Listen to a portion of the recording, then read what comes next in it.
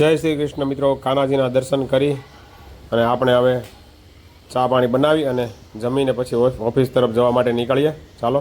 Good morning, જય શ્રી કૃષ્ણ, હર હર મહાદેવ. કેમ છો બધા? મજામાં જશો? ખાઓ પીવો ને મજાની લાઈફ.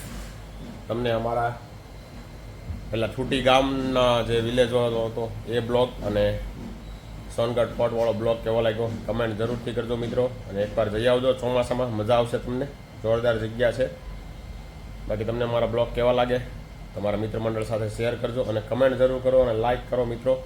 ચાલો, ઓફિસે જવાનો ટાઈમ થઈ ગયો છે, ઓફિસે જોઈએ કેવું છે માર્કેટ. થોડીક તેજી તો આવી ગઈ છે માર્કેટમાં, આવું નવું ચાલ્યા કરે તો વધારે સારું. બાકી ચાલો મળીએ થોડી વાર પછી. 5 hours later. ચાલો મિત્રો, તો આજે આપણે બનાવવાના છીએ બટેકા પૂરી. જોરદાર બટેકા પૂરી બનાવવાની છે મિત્રો. જોડાઈ રહેજો અમારી સાથે બ્લોગમાં છેલ્લે સુધી. અને તમને અમારી રેસીપી કેવી લાગે કમેન્ટ જરૂરથી કરજો મિત્રો. તો ચાલો આપણે પહેલાં બટેકા પૂરી માટેનો લોટ ડોઈ લઈએ, લોટ બનાવી લઈએ.